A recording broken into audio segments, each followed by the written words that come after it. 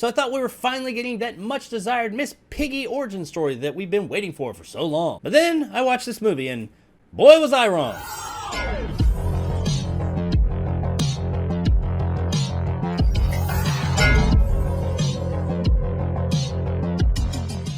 Piggy is brought to us by director Carlotta Perda and stars Laura Gallen, Richard Holmes, and Carmen Mackay. When an overweight teen is bullied by a clique of cool girls poolside while holidaying in her village, the long walk home will change the rest of her life. That is the worst fucking synopsis of a movie that I've ever read. Do those things happen in this movie? Well, yeah, but that is not a synopsis for this flick. So in Piggy, we follow Laura Gallen's Sarah, an overweight teen. And yes, she is bullied by the other girls in her town. And yes, there is a scene where she's at a pool and she gets bullied by said girl. Now that long walk home that's going to change her life forever would be the long walk from the pool to home and what she encounters on the way. You see, these three girls that were tormenting her at the pool are kidnapped by someone, and she happens to see the van with the girls in it that were kidnapped. Not only does she see the van though, she sees the kidnapper and he sees her, but they kind of just have like this silent dialogue between each other and he drives off. And from this point on throughout the film, we see both of these characters and how they are kind of, I guess, intrigued by the other. Like, she's wondering, should I say anything about this guy because he did kind of take these girls out that I fucking hated, and you kind of get the idea that he's wondering, why did this girl not turn me in and say anything? And we see as the two kind of circle each other, trying to feel each other out and figure out what all's going on here. I don't want to give away anything else as to ruin the story, but that is basically what this movie is. You have this character Sarah who knows some information, and she knows that she should tell people, but she's not sure if she wants to tell anyone. Now, Piggy is billed as a horror flick. I really don't see it as a horror. It does have some horror elements, especially closer to the end, but it's more drama than anything. There's some thriller elements to it for sure, but the vast majority of this is just this person wrestling with this information that she has. And honestly, that does wear on you a bit. After a little bit more than halfway through this film, as it goes on with this premise, you do start to wonder to yourself,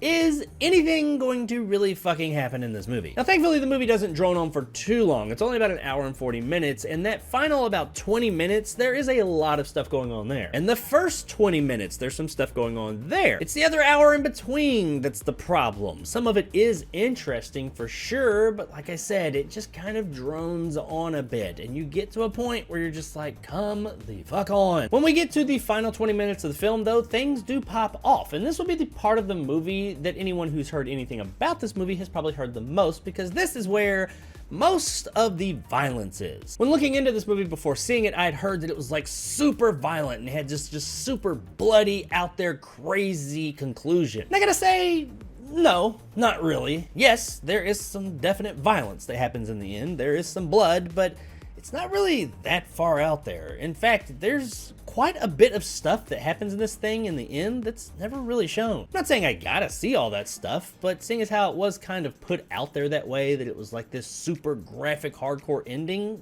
not really. On that note, beyond all of the imagery and violence that does take place in the end of the film, how about what actually happens, the story, the conclusion? And that really, it was fine. I mean, it was really nothing special. There's a thing that happens in the end, a point to all of it, I guess, but it's not really all that revolutionary. There's a slight misdirect for just a few seconds that makes you say, huh, that's interesting, but like I said, it was a misdirect. Beyond that, the end of the movie and the overall conclusion to the story was just fine. Had the story had a bit more of a satisfying ending, I think it may have actually made up for some of that lull in the center part of the film. Overall, though, the story's just fine. Performance-wise, things vary wildly. Now, this is not in my native language of English. There is some English in it, but most of it is in Spanish, and I don't speak Spanish, so I was having to read subtitles for the vast majority of the movie, and sometimes it is hard to get that inflection on what someone's saying while you're reading subtitles. But what I did pick up on was some of the performances in this movie were pretty damn good, and some of them not so much. Laura Gallen and Richard Holmes as our main characters were pretty good. They had some very convincing performances from what I could tell. Everybody else was kind of hit and miss. Oh, the hits were nice. The misses really missed. So yeah, I gotta say that the performances as a whole didn't really wow me. While Gallen did do a good job and she is the centerpiece of the film,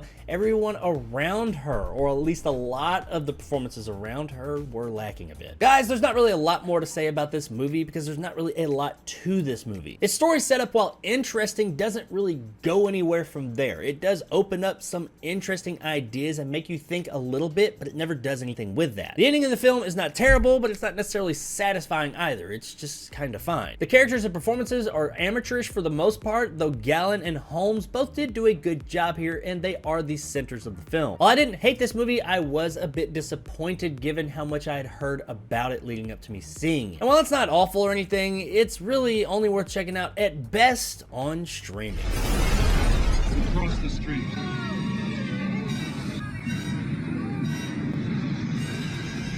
This is one of the most middle-of-the-road movies that's ever middle-of-the-roaded. But if you're still interested in checking it out, then go ahead, just don't get your hopes up too much. So there it is, guys, my review of Piggy. If you enjoyed and want more content like this, hit that subscribe button and help my little channel grow. If you want to help out the channel, check out my Patreon in the description below, become a jarhead and get some of the awesome benefits that go along with that, like these guys, and possibly join my top tier and become a bad motherfucker like my man Silverlock and Mark G. And also check out my memberships below here on YouTube. If you liked what I had to say, give me a like. If not, let me know in the comments below why. And as always, stay sexy, Madrid.